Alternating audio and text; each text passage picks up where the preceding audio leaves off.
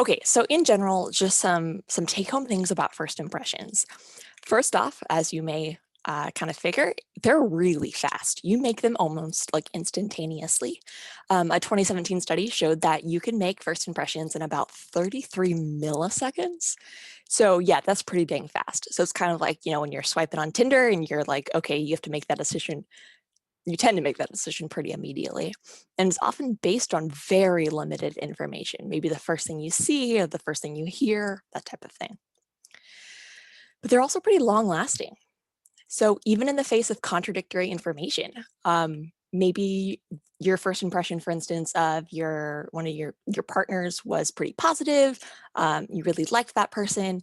So when you found out that they stole from a store or maybe that they cheated on you, you might have trouble believing it at first, believing it to be true because you think of them as a good person, right?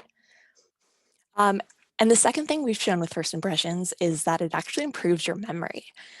So if you ever are trying to remember, someone you've seen at a party or someone you just met, um, fun fact, if you form an impression of what you think of them, you remember them better. I actually did my undergrad thesis about impression formation on memory of people's faces. And it turns out if you create that first impression, you remember that face better than if you were just trying to memorize its features. So they're pretty important in memory too. But along with that, they're pretty consequential. So they have high consequences. We talked about, like, for instance, with Tinder, they might influence your romantic preferences, what you think about a person, how you judge them. Um, but as you saw in the last video, it also can predict and influence government election results as well. But one key thing is that it's not uniform across cultures. There are cultural differences in first impressions. So this is a study from your book. It's a graph showing American and Japanese participants were asked to predict the outcome of elections, of an American election and a Japanese election.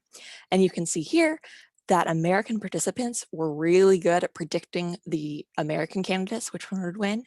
Japanese candidates were really good at predicting Japanese elections, but the reverse isn't as good. So there are definitely cultural differences where you're familiar with things that plays a role in how you have a first impression of someone.